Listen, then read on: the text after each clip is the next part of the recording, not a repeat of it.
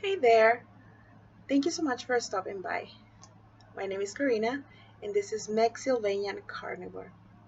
Today, I will be talking about the carnivore diet, the specifics of it, what the carnivore diet is, what kind of foods can be eaten or should not be eaten in this diet, how I implement this diet for me in my lifestyle.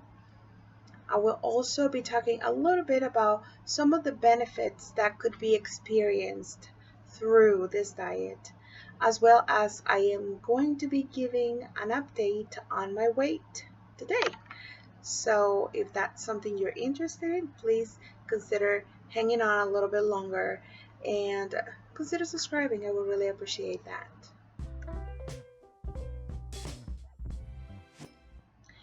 So, if you are not familiar with the carnivore diet, it may sound to you really crazy, a really crazy idea. The same way that it sounded to me when I first heard about it. Just the idea of a carnivore, I don't know, it just didn't sound right to me. I heard of this just a couple of years back. I tried it, like I explained in my first video, twice, and I did get results, but I was not faithful to it.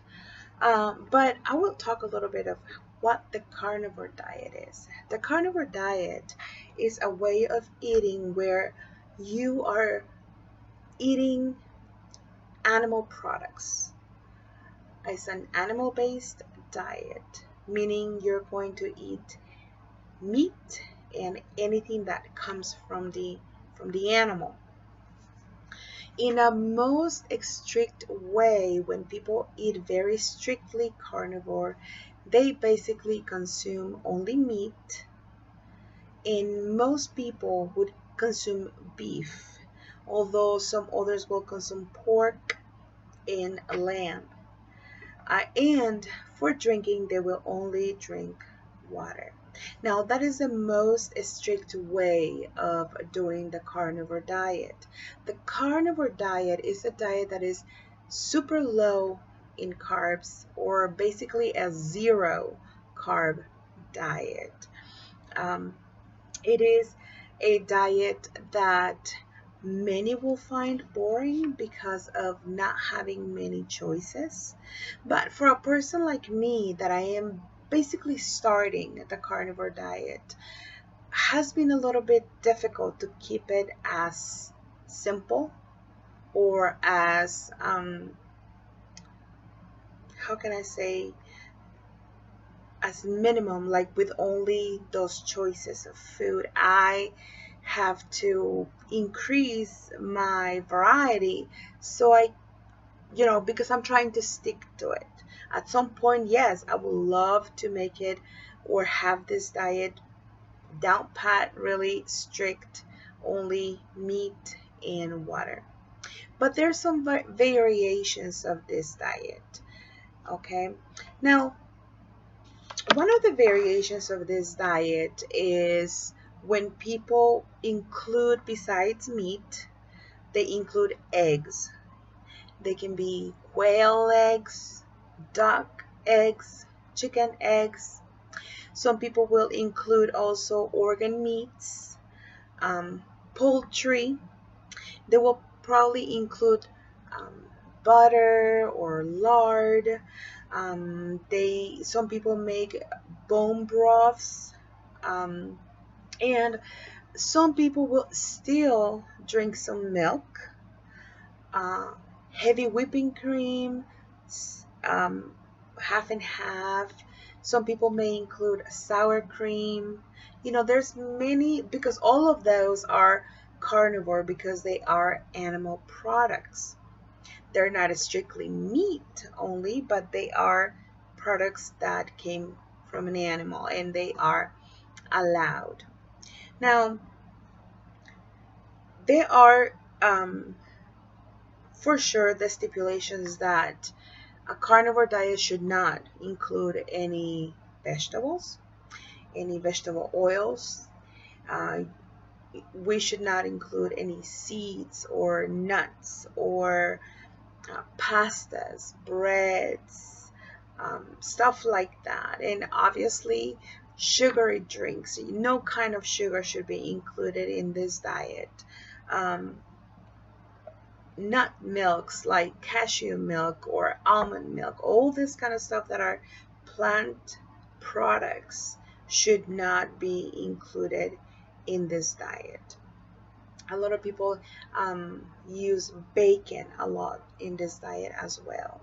Now, the ideal way of doing the diet would be including good quality meats, non-processed meats, and um, be as strict as possible to get the best benefits. That's what I have heard in videos, in several anecdotes that I have seen in videos. However, not everybody can afford great quality meat. Not everybody can afford, for instance, steaks every day or ribeye every day, or, you know, so there's variety, or there's a modification to the diet to make it more affordable for some people, especially at the beginning. In my case, I'm going to give you about a list of what I eat. I eat ground beef. I eat steak. I would love to eat ribeye steak, but I cannot always afford ribeye steak. So sometimes I eat chuck steak, which is considerably um, cheap. I eat eggs, chicken eggs. I am so blessed, and one of my dear friends, she gives me eggs, and I am so blessed for that. I love those eggs because, believe me, after you eat homegrown, um, cage-free, bug-fed, and grass-fed eggs, um, you are spoiled, because you go to the store and you get the eggs from the store and they're very different. But if you do not have that blessing that I do have, eggs from the store are fine. An egg is gonna always be better than potato chips or something like that. I eat chicken occasionally. I eat shrimp, scallops occasionally. I do eat pork as well. I like pork chops especially. Um, if I am going to cook a meat, usually I use lard, pork lard. Some people may use render beef fat, which is called tallow, or render butter.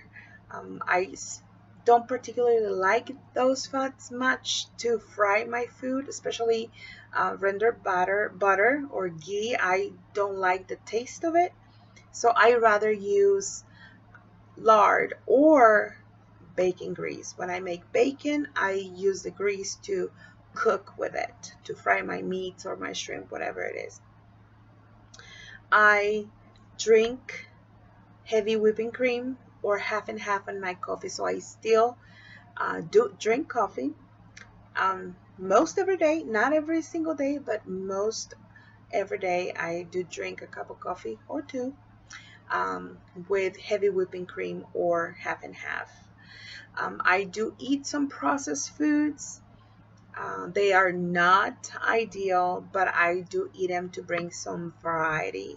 Hopefully one day I will be able to not depend on those foods and just be content with eating only beef and salt and water.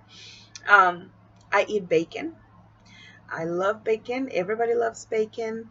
And bacon, besides being delicious, is really filling because it has fat in it. I eat it with eggs. I eat it by itself. I eat it on top of a burger patty. It's great. I eat cheese. I do eat cheese. And I eat canned chicken. Now, that's not the best thing, but I do eat canned chicken. I make chicken salad with it. And I also eat canned tuna, which I make salad with it too. When I make my salad, I include two things that are not carnivore at all. That will be a teaspoon of mayonnaise and a little jerking um, pickle. I chop it up and I put it in my salad. Like I said, they are not carnivore. They are not the best things. Obviously, the mayo is not the best of ingredients or the cleanest, but I do use it in my salad occasionally. I am talking that I eat chicken salad probably once every 3 weeks or something like that, 2 weeks. And it's just one meal. Um, Now, I also drink oh, diet soda. I drink it occasionally. I don't make it a habit. Sometimes when I go out to eat, I may have soda. The other day, my husband brought some Diet Pepsi, and I had, I think, three of them. Not the same day. I had three of them, like probably every other day I drank one. Now, I told him, this is it. I'm not gonna drink more soda. So my goal this week is to completely eliminate soda. I have done it before, and I think it's really great to not have to drink that, but it's hard. I mean, if you are a soda addict, somebody that loves to drink soda all the time, you know how hard it can be at times. But when you pass that phase of really withdrawing from it, you kind of start getting used to the idea. Anyway, so I do occasionally drink soda, Diet Coke, I'm sorry, Diet Pepsi, or diet ginger ale. So I want to avoid those, and this week I'm going to work on that.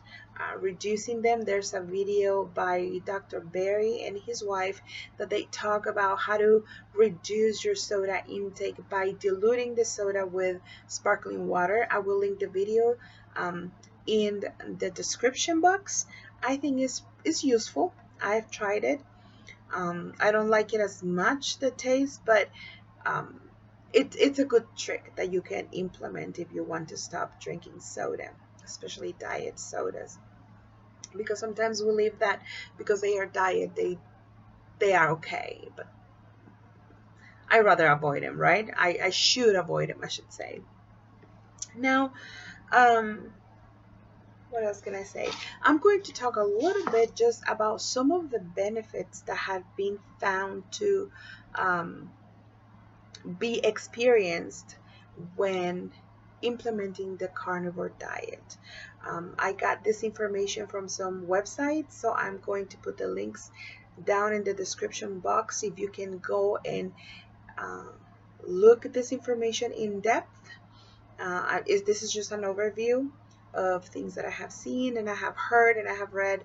Um, so I will put the information in there. So um, it has been found to be effective. The carnivore diet has been found to be effective, helping with issues with blood sugar. Carnivore diet is being found to help lower blood sugar and improve the insulin resistance. Um, Also, it helps with gut problems or intestinal problems, bloating and gas. It also, people have reported that it decreases inflammation. I have said that. I have found that in myself. Um, Obviously, a lot of people has lost weight through this diet. Many people have found that symptoms of chronic diseases have been lessened, or especially autoimmune diseases. A lot of people has reported that mental clarity can be achieved through this diet. One of the things that I have experienced is that my mood is more stable. I think every woman is moody. Like, we're women, that's who we are. And I hope that I'm not a person that is all the way up and down with my mood, but um, I have felt like um, the past couple of weeks, like my mood is really more stable now. I don't credit this to the carnivore diet solely. I do believe that um, prayer, meditation, in the Word of God is obviously the main source, I would believe, of peace and um, get that mental clarity in stabilizing the mood. But I do believe that the way that we eat has a great effect in our behavior and in our mood. So I do believe that is very helpful for that. um, Dr. Klitz says that also the carnivore diet is very helpful with heart health. So there are several benefits that can be achieved through this diet. One of the things that I do enjoy about the carnivore diet is that um, I can eat to satiety. I do not have to go hungry. I do not have to make 6 meals, and I do not have to snack. The meals are very dense. Meals are filling, and usually I can wait for my next meal with no problem.